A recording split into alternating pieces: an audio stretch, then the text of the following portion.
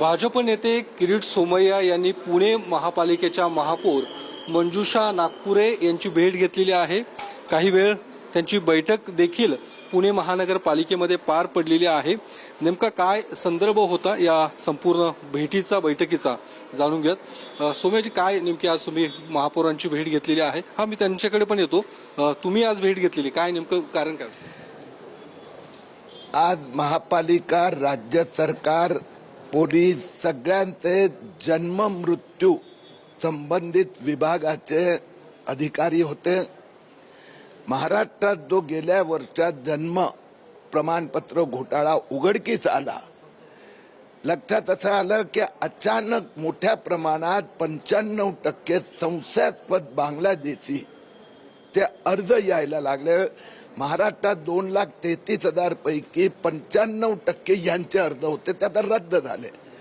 तर पुणे महापालिकेने या संबंधात काय काय काळजी घेतली पाहिजे त्याची चर्चा झालेली आहे, नियम ठरले आहेत आणि मला असं वाटतं की महिनाभरात त्यांची पण सिस्टम मजबूत होईल। शहरातली काही अशी आकडेवारी समोर आली आहे का? कारण तुम्ही यापूर्वी देखील नाशिक महापालिका वेगवेगळ्या महापालिकांना भेटी दिलेल्या आहेत, त्या महापालिकांच्या महापौर प्रशासनासोबत बैठका देखील केलेल्या आहेत। पुण्यातलं नेमकं काय चित्र समोर आलेलं आहे? पुण्यात मोठ्या प्रमाणात बांगलादेशी वर्कर वाढले आहेत। आता ते काय कुठे त्यात चर्चा झाली आहे, त्यांनी सांगितलं महिनाभरात आम्ही याचा इन्क्वायरी करू आणि रिपोर्ट देऊ। मॅडम, काय नेमकी साधारणतः काही आकडेवारी समोर आलेली आहे का? काय बांगलादेशी नागरिक आहेत? कारण मागच्या काही दिवसांपूर्वी पुणे पोलिसांकडून देखील कॉम्बिंग ऑपरेशन पुण्यात राबवण्यात आलं होतं याच बांगलादेशी नागरिकांच्या संदर्भात। आपल्याकडे नेमकी काय माहिती आलेली आहे? आपल्याकडे जी आता सिस्टीम आहे ती सिस्टीममध्ये काही फ्लॉज आहेत का हे आपल्याला चेक केले पाहिजेत। पुण्यात खूप बांगलादेशी आहेत आणि व्यवसाय करताना सुद्धा आपल्याला दिसतात। जी काही तुम्ही आता सांगितलं की कॉम्बिंग सिस्टीम तुमची चालू आहे सीपी ऑफिसकडनं, त्यामध्ये पुणे महानगरपालिकेच्या अधिकाऱ्यांचा सुद्धा एक मोठा वाटा आहे। आमच्याकडनं जे काही होऊ शकेल ह्या बांगलादेशींना आयडेंटिफाय करण्यासाठी, त्यासाठी आपण एक सिस्टीम सेट करणार आहोत। सगळ्यात मोठा विषय आहे तो म्हणजे जन्म प्रमाणपत्र घोटाळ्याचा। ते जेव्हा आपण आता त्यांना सुरुवात करायला सांगितली की आपल्याला सगळी माहिती घ्यायची आहे, एक महिनाभरामध्ये आम्ही पुन्हा आढावा घेऊ या सगळ्याचा आणि मग आपल्याकडे आकडेवारी येईल। काय नेमकी आजच्या बैठकीमध्ये काय चर्चा, प्रशासनाला आपण काय नेमके आदेश दिलेले आहेत त्या बैठकीत?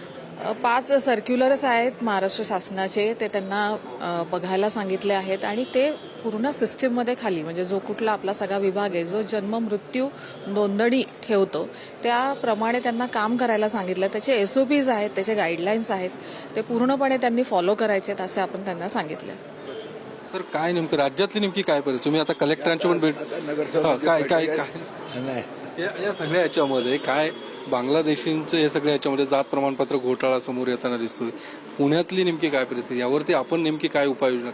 यात निश्चितपणे गेल्या 5-7 वर्षात नाव चेंजेस असतील, डिले बर्थ सर्टिफिकेट असतील, डिले डेथ सर्टिफिकेट असतील, याचा एक आढावा घेण्याचे आदेश आज माननीय महापौरांनी प्रशासनाला दिलेत की अशी किती अर्ज आले, ते किती मेरिटचे होते, ते का होते आणि त्याचा एक सविस्तर अहवाल माननीय महापौरांनी आज प्रशासनाला आदेश दिलेत की त्याचा एक सविस्तर अहवाल तयार करून महापालिका आयुक्त आणि महापौरांना द्यावा। कधीपर्यंत अहवाल?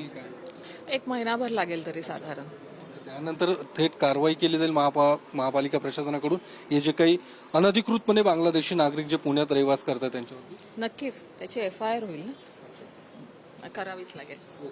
तर आपण बघितलं तर किरीट सोमय्या यांनी या सगळ्या संदर्भात प्रशासनासोबत पुणे महापालिकेच्या महापौरांसोबत बैठक केलेली आहे आणि बेकायदेशीरपणे रहिवास करणारे जे बांगलादेशी आहेत त्यांच्यावरती कारवाई करावी या संदर्भात या बैठकीत चर्चा करण्यात आलेली आहे।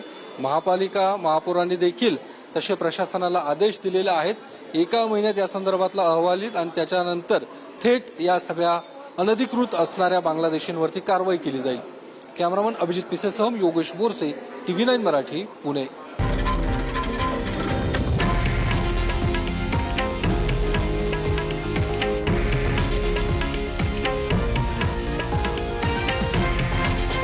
हे आहे देशातील नंबर 1 न्यूज नेटवर्क आणि आपण पाहत आहात TV9 मराठी, एकमेव।